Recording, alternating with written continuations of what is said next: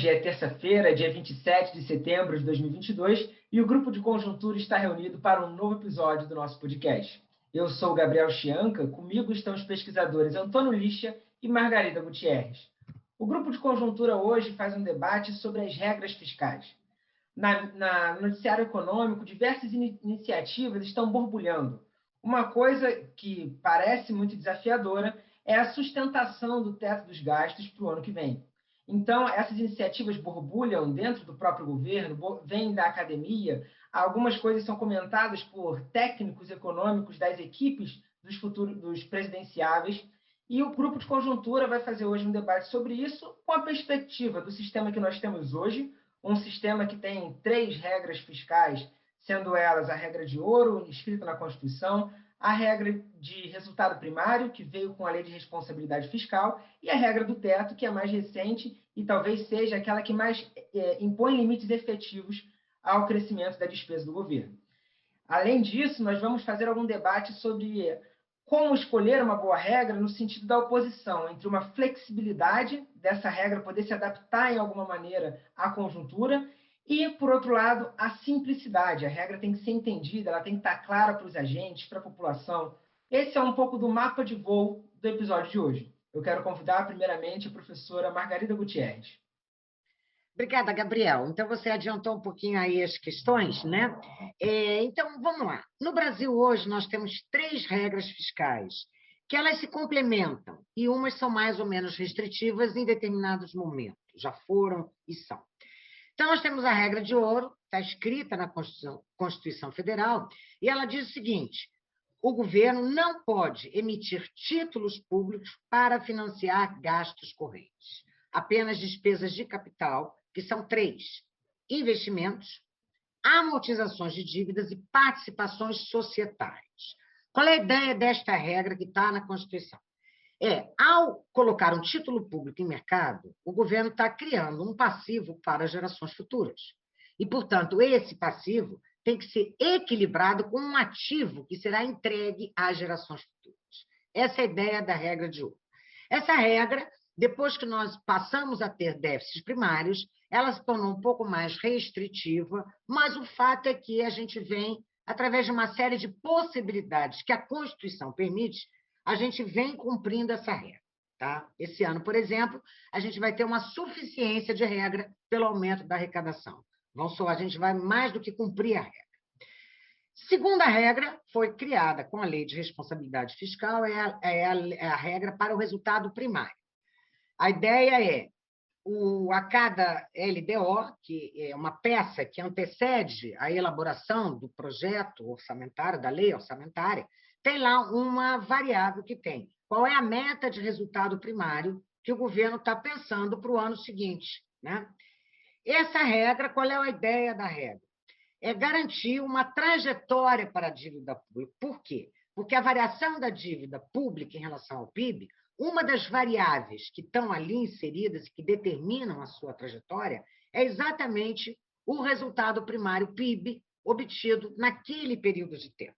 As outras variáveis que entram na discussão e na definição para onde vai a dívida pública PIB são os juros nominais e o PIB. Só que essas 2 variáveis não são de alçada da política fiscal. A única variável das 3 variáveis que determinam a trajetória da dívida pública em relação ao PIB é exatamente o resultado primário. Discute-se muito que esta regra tem uma prociclicidade. Em que sentido? Quando a economia cresce e as receitas, eventualmente, crescem mais do que o PIB, é possível aumentar gasto, né, e manter a meta de resultado primário em relação ao PIB. Eu acho que essa dificuldade da regra, esse atributo negativo da regra, ele poderia ser contornado. Bastava que, na LDO, ao projetar um PIB para o ano seguinte, que também é algo que tem que ser projetado, se a perspectiva é de um crescimento maior do PIB, o governo poderia, por exemplo, aumentar a meta de resultado primário. E em momentos onde se prevê uma desaceleração do PIB, a meta de resultado primário poderia ser menor. Então, é uma maneira de contornar um atributo negativo que está implícito na regra do resultado primário. E, por último, a regra do teto dos gastos. ela foi implementada a partir de 2017, foi promulgada uma emenda constitucional, então está escrita na Constituição, em dezembro de 2016. E essa é a regra, que eu diria, mais rígida que a gente tem no período mais recente, né? Desde a sua implementação, a regra do resultado primário em 2017 foi a restrição, em 2018 foi a restrição e em 2019 foi a restrição. A partir da pandemia, foi a regra do teto que virou a grande restrição fiscal. Essa regra diz que, hoje, os gastos primários do governo central, não inclui pagamento de juros, só podem aumentar de acordo com a inflação agora do ano fechado, do ano imediatamente anterior. Então, com isso, em princípio, não há aumento de gasto primário em termos reais, acima da inflação.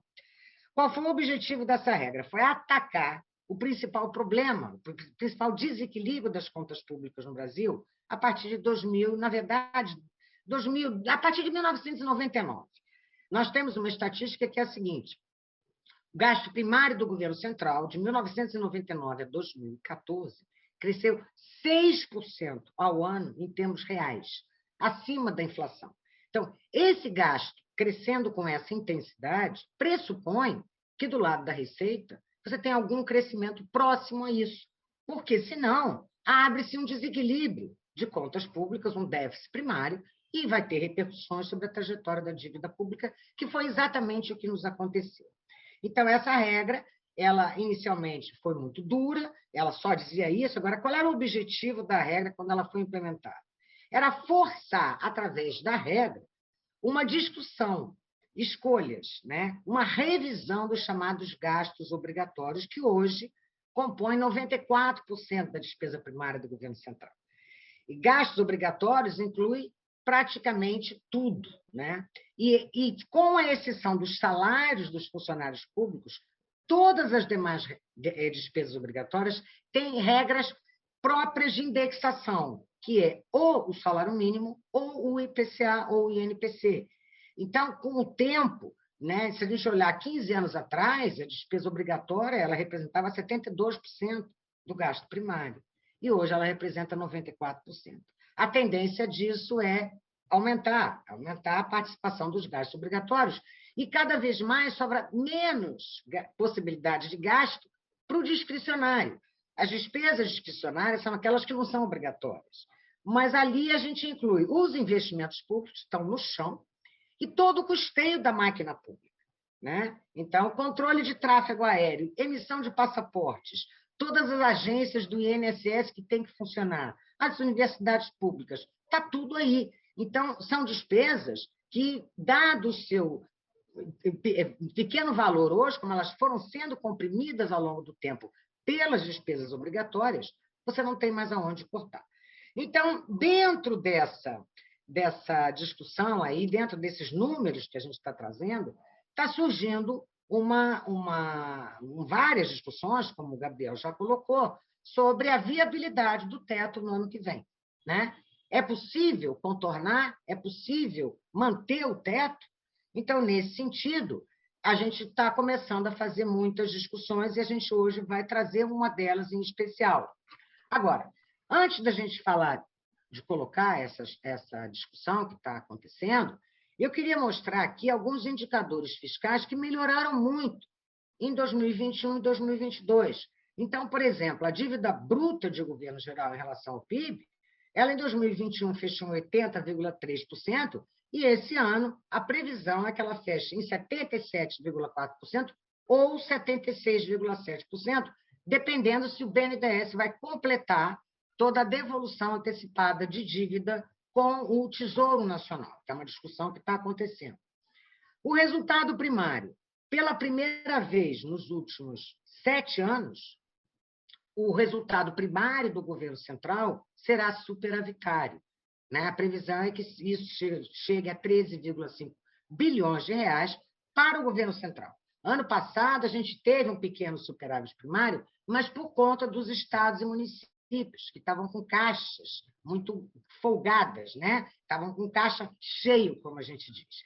E agora não, o governo central, este ano, deve fechar. Por trás desse resultado, nós já comentamos há 15 dias atrás, está o aumento da arrecadação, o brutal, extraordinário aumento da arrecadação a nível federal, em estados e municípios também. Bom, ainda para essa queda da dívida pública, né, em particular, o que tem por trás e que a gente acha que não vai continuar no ano que vem? Nós temos hoje uma diferença entre juro e crescimento do PIB nominal que é favorável à trajetória da dívida pública. Se eu pegar o PIB dos últimos 12 meses, encerrados em julho, ele cresceu 13%. Se eu pegar aqui a última estatística que a gente tem, se eu pegar os juros implícitos na dívida pública em 12 meses encerrados em julho, isso foi de 10%. Então, é uma diferença negativa que joga a favor da queda da dívida pública. Além disso, o superávit primário. Então, esses três fatores atuaram a favor da queda da dívida pública. E isso certamente não vai se repetir no ano que vem. Primeiro, os juros em 12 meses estão continuando a subir, porque eu estou dando um dado de julho, que ainda não tem toda a mudança de juros na economia, a subida de juros da economia brasileira. E segundo, o PIB também, essa diferença entre o PIB nominal e o juro, que é a favor do PIB, no ano que vem, certamente, a gente não vai ter esse efeito. Terceiro, no ano que vem, com muita chance, a gente vai ter a volta dos déficits primários. E só para lembrar, a nossa dívida pública em relação ao PIB, ela é muito grande comparada à média dos países emergentes. Então, o número do FMI, que é um número que a gente pode comparar o Brasil com outras economias, o cálculo da dívida bruta deles inclui todos os títulos na carteira do Banco Central e nós não incluímos. Mas o fato é que, por isso, é uma dívida um pouco maior, mas eu estou comparando coisas iguais. Então, a nossa dívida pública PIB em 2021 foi de 93%, superior a 80%, exatamente por conta desses títulos na carteira do Banco Central. 93% contra uma média de países emergentes de 68,3%. Agora, além disso, a nossa dívida pública ela custa muito caro. Hoje, o juro real de uma NTN-B é 6%. Juro real, acima da inflação. Então, só esse número já condiciona uma trajetória de dívida pública muito desfavorável. É quase que um cheque especial que a gente está usando o tempo todo. E qual é o problema de uma dívida pública tão cara? Ela canaliza recursos do orçamento para pagar juros da dívida pública, quer seja via orçamento, quer seja via colocação de outros títulos em mercado, o que aumenta a dívida pública também, né? Então, esses indicadores, que foram muito melhores nesses 2 anos, né, não devem se manter com essa benignidade, vamos dizer assim, para os anos seguintes. E, por isso, nós estamos aí num debate importante. Por um lado, nós temos que manter programas sociais, sim, né? E aí, quanto que vai ser mantido de Auxílio Brasil e tal, é a decisão do novo governante. Mas o fato é que nós temos uma massa de pessoas vulneráveis que, evidentemente, tem que ser atendida pelo orçamento. Né? Em que condições, isso tudo há a ser definido, mas que tem que ser, a gente não pode fechar o olho para isso. Então, de um lado, é garantir esses programas sociais para um país que tem uma distribuição de renda tão ruim como nós. Né?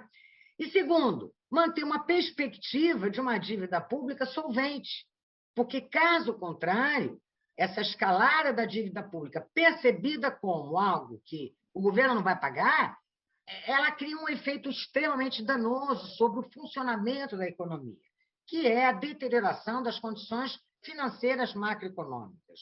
É o risco Brasil que começa a subir, é a taxa de câmbio que começa a subir, são os juros futuros que começam a subir, são as expectativas de inflação que começam a subir, e o PIB, nesse contexto, começa a despencar. Então, que é tudo que a gente não quer. Né? Então, vamos agora, daí a importância de regras fiscais, quaisquer que sejam elas, mas a gente tem que ter regras fiscais. Né? Hoje, como eu coloquei, a regra mais restritiva é a regra do teto. Né? Então, é por isso que esta regra tem concentrado a maior discussão. A grande discussão sobre a mudança está em cima da regra do teto. E nós temos aí 2 posições polares, vamos dizer assim. De um lado, aqueles que advogam a favor da sua total eliminação. Essa regra é ruim, porque ela limita muito, então nós não queremos essa regra. E, de outro lado, tem um grupo aí de economistas, analistas, né, que estão advogando a favor da sua flexibilização. Bom, de qualquer forma, essa regra ela foi muito importante, porque ela atacou, como eu já coloquei, o principal problema das contas públicas à época, que era o vertiginoso crescimento do gasto primário, né, de 6% ao ano, acima da inflação. E, por outro lado, qual é a grande vantagem de uma regra para o gasto? É que ela obriga a escolhas. O orçamento público ele tem que ter escolhas. Ali não cabe tudo. Porque, se couber tudo, qual é o corolário que vem a partir daí? É que a receita tem que crescer. Ou seja, a cada ano a gente tem que ter a criação de um imposto novo para financiar o aumento de gasto, já que ele não tem nenhuma regra, né? Então, antes da gente apresentar, na verdade, é o professor Lixa quem vai falar hoje sobre a proposta da Secretaria do Tesouro Nacional, eu queria colocar uma questão de pano de fundo. Uma regra fiscal ela deve considerar 3 requisitos que são conflitantes: a simplicidade, a flexibilidade e a credibilidade. Em geral, o que a gente tem?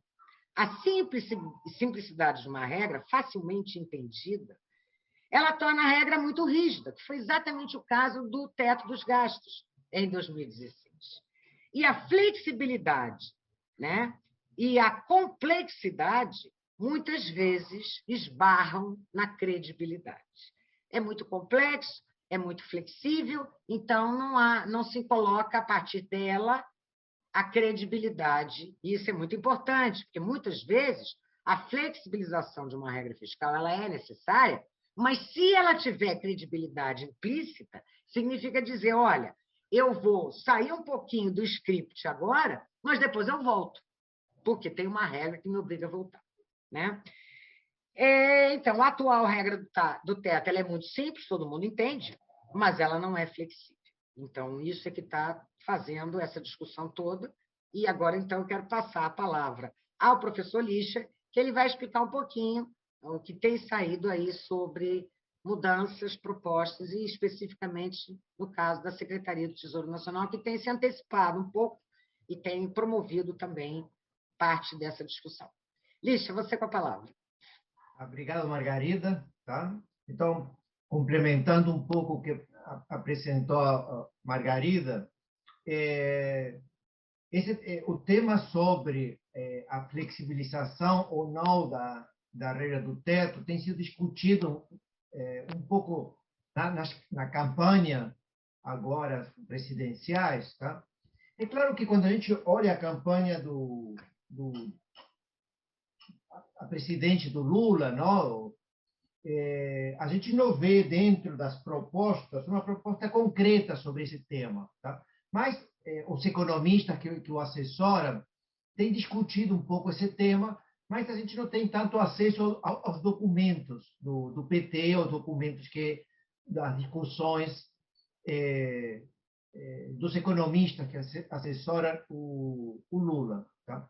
Por outro lado, quando a gente olha para o debate que está sendo feito dentro do governo, no Ministério da Economia, no dia 16 de setembro, aconteceu um seminário na Universidade de Brasília, na UNB, tá?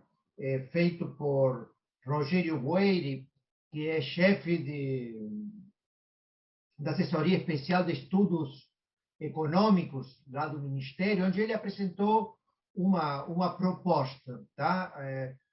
É claro que essa proposta era bem preliminar e começou a ser um pouco debatida. Tá? Mas, na semana passada, teve outra proposta também do Ministério de Economia, não? No caso que a Margarida está se referindo, organizada por técnicos da Secretaria do Tesouro. Tá? Que basicamente busca discutir como flexibilizar o teto do gasto.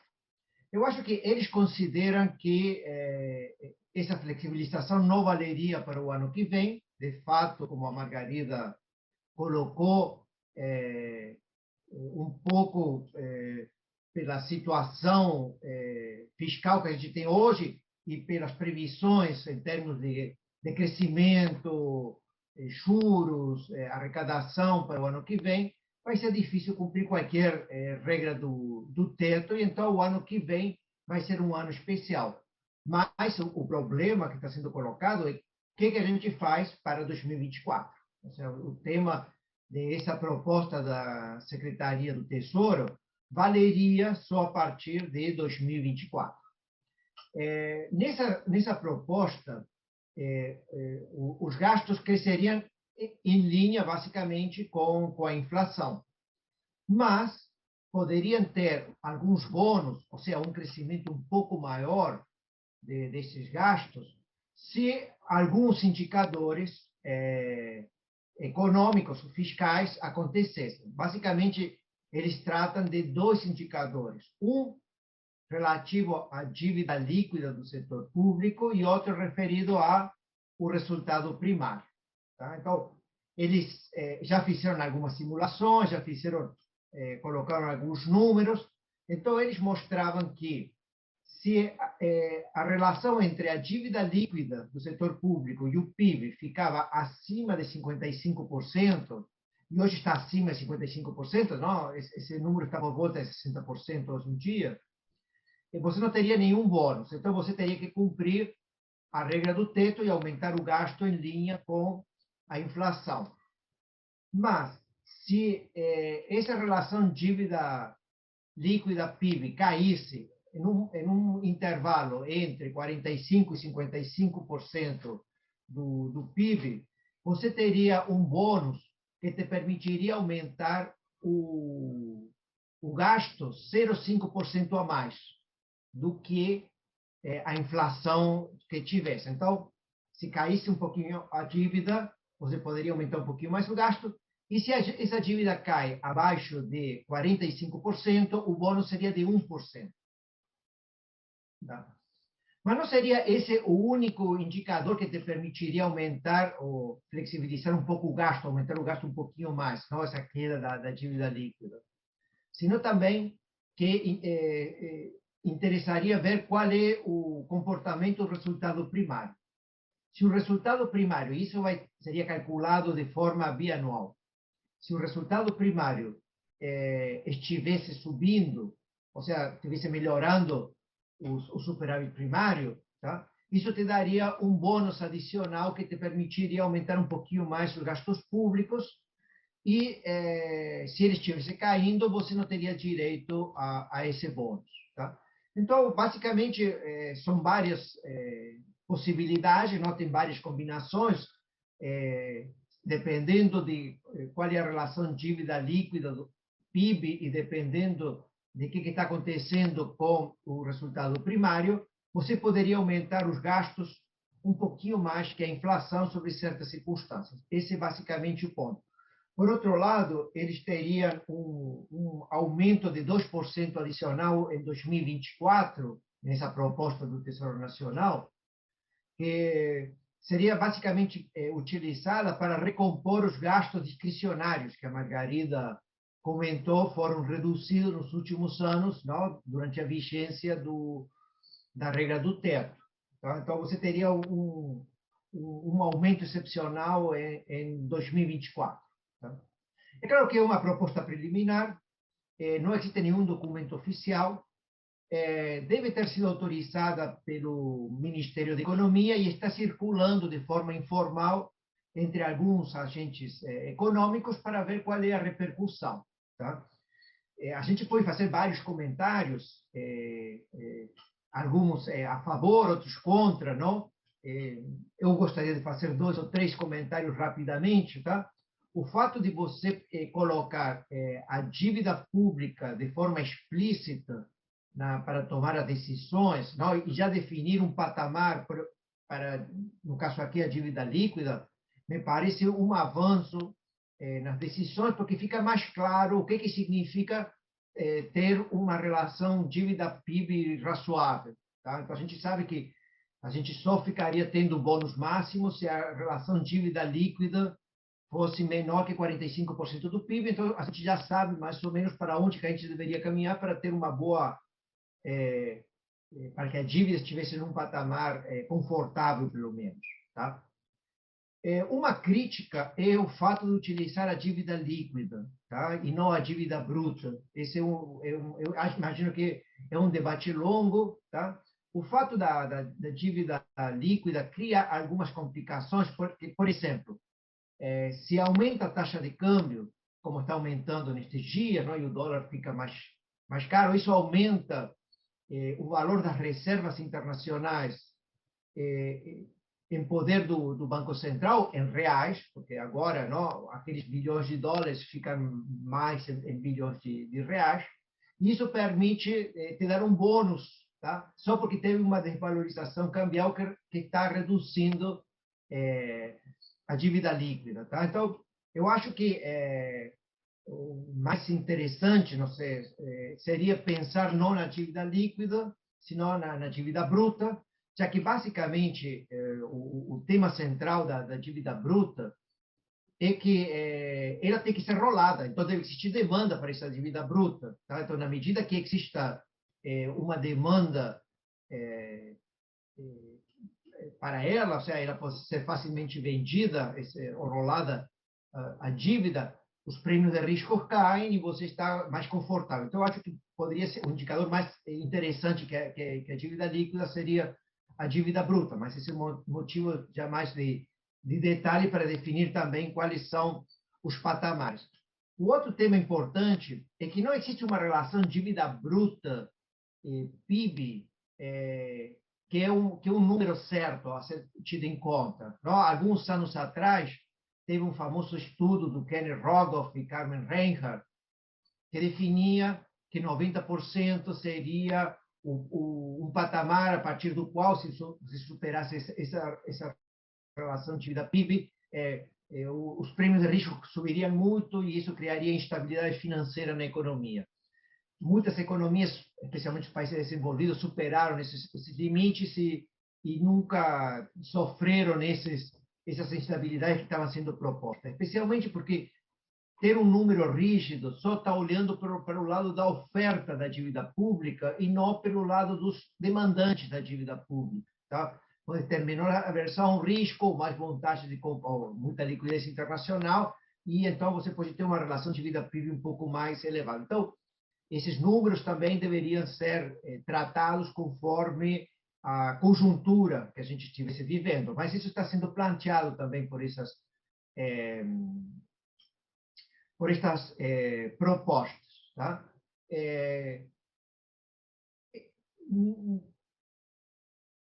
Por outro lado,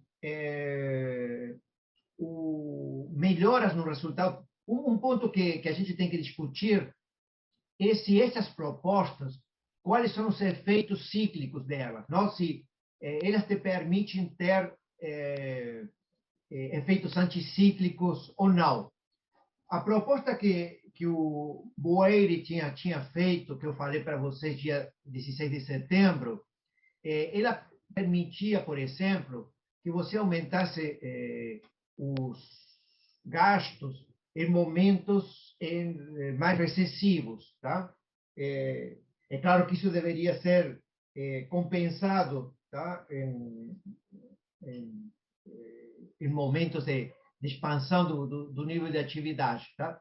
Mas uma das características que a gente gostaria de ter para essas regras é que a política fiscal não seja procíclica, que seja anticíclica. Tá? Então, isso também deveria ser melhor debatido. Tá?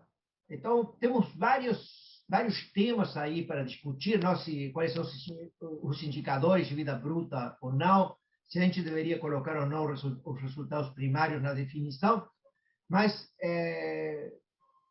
e também, mas aqui tinha um problema de fundo que a Margarida destacou, que é um pouco também o debate, é até onde flexibilizar. Porque se você permite uma flexibilização maior, ou seja, dar mais bônus e permitir aumento de gastos muito acima da inflação, e com isso, digamos, ter um pouquinho mais de flexibilidade ou política anticíclica, se isso for necessário, isso pode criar, reduzir a credibilidade da política fiscal. Então, calibrar isso vai ser motivo de bastante debate, imagino eu, nos próximos momentos. Mas eu acho muito interessante nestas políticas, nestas propostas, é que está ficando cada vez mais claro quais são os objetivos, a que patamar de relação dívida-PIB deveríamos buscar, quais seriam metas para ter isso. Está claro que o instrumento de política fiscal importante é o gasto primário. Tá? A gente não está discutindo, basicamente, problemas pelo lado das receitas tributárias, estamos pensando que é mais o gasto primário que o governo pode controlar, e aquele debate que Margarida tinha colocado. Não? Ou seja, é claro, controlar o gasto primário significa fazer escolhas de política que normalmente são difíceis e com muitos problemas políticos para serem desenvolvidos. Tá? Mas acho que é um avanço. Não sei se a Margarida ou o Gabriel gostariam de Não, colocar. eu não tenho mais nada a acrescentar, acho que já foram colocadas. Eu Tá, tenho muitas ok. dúvidas em relação a tudo, não sei se o Gabriel quer Temos colocar. muitas dúvidas e o É, debate está começando, digamos, de alguma é, forma. Tá? É, Porque o último ponto que eu gostaria de dizer é ter uma regra do teto, como a gente tem hoje, tá? Que não se cumpre há vários anos e que a gente vai ter que continuar, não vai se cumprir o ano que vem, e que a gente vai precisar de uma nova PEC ou algum outro instrumento legal para viabilizar esse aumento de gasto acima daquela regra do teto, também não é bom. Não é bom. Tá? Então, a gente precisa essa flexibilização da regra do teto. O problema é como criar um marco institucional adequado que flexibilize e, por outro lado, mantenha a credibilidade, tá, da política fiscal e, em consequência, permita não crie instabilidade financeira, que é um pouco o que a gente percebe toda vez que as variáveis fiscais ficam um pouco não, desordenadas ou fora do lugar. certamente não é o cenário ideal que todo ano nós tenhamos uma PEC nova para contornar a regra do teto. E um outro ponto para finalizar que eu acho importante também, e que essa nova regra pode pensar, é porque, uma vez imposto o limite para gasto, a gente viu que o Congresso Nacional se organiza de diversas formas para decidir, então, quais são os gastos prioritários. E, pelo menos na minha percepção, as decisões que foram feitas sob a vigência do teto não foram as melhores. É uma compressão exagerada do investimento público, são gastos importantes que ficam de lado, enquanto alguns outros gastos que privilegiam apenas alguns setores são fortemente defendidos. Então, para pensar a regra do teto, também é relevante pensar não só na política econômica, como na economia política da coisa, em quais grupos vão disputar o orçamento, que é uma parte desagradável, mas que está presente em toda a democracia. Então, é um tema muito interessante que, com certeza, nós voltaremos a abordar aqui no grupo de conjuntura conforme as propostas vão avançando e vão se formalizando. Eu agradeço a sua participação, você que acompanhou com a gente até aqui. Nos encontramos novamente na terça-feira que vem. Até lá!